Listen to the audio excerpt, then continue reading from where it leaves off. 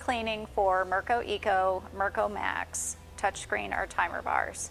The first thing you want to do at the end of your shift is power off the unit by switching the toggle. Then let the units cool down for a minimum of 15 minutes so that the parts are cool enough to touch to remove.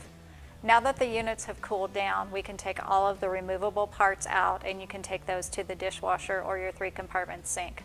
Remove all of the plastic trays. Also remove the trivets if you have any in place.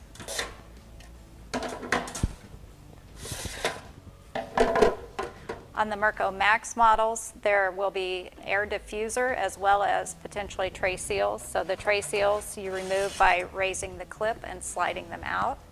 Raise the clip and slide it out. The air diffuser is the same way.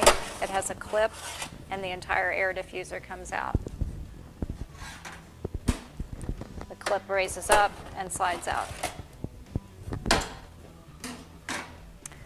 On the MercoEco models, which is the unit below, there are no air diffusers, so only tray seals if you have those in place. And that has everything removed. Now everything that we took out, all of the individual parts are dishwasher safe.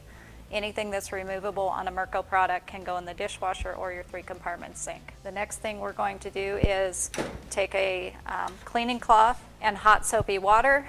You're going to wipe the exterior of the unit, all surfaces, front, back, sides, and then also the inside of the unit, the base, the upper, the sides. And again, if you have any stubborn areas, you can use the Merco Clean product on your cabinet. Once everything has dried, all of your individual components and your cabinet surfaces, you can put them back together. Your air diffusers will go in the slides, and just until they snap, find the slides,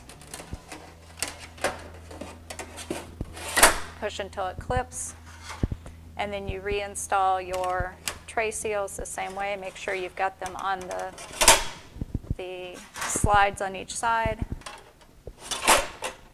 and push them until it clips. Same for your MercoEco. No air diffusers to reinstall, just your tray seals.